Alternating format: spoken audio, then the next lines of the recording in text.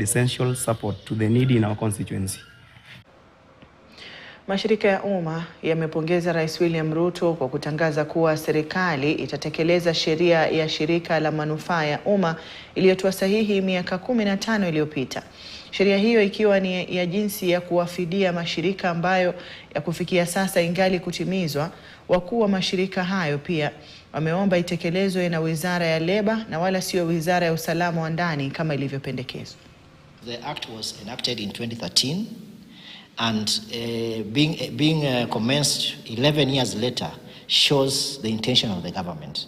And we hope that this time around the government has a goodwill and is not hoodwinking us as it has been doing in the past.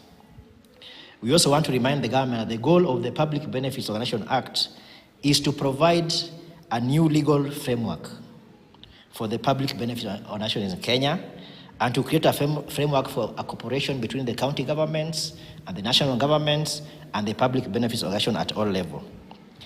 It's a good law, but it's also failing to recognize societies and community-based organizations as stakeholders in helping people in the community.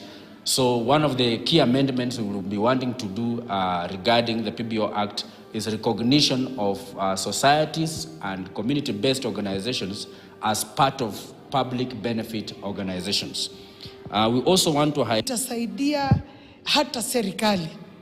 Wakati mtu wa chini anakuja anasaidiwa mambo ya shule na PBO, ile mahali serikali ilifika ikakwama, ndio unaona PBO zinakuja zinachukua na zinasaidia, na tunaona ya kwamba hawapigani.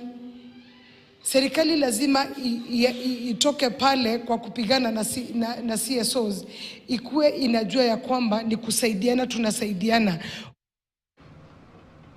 Visa vya utovu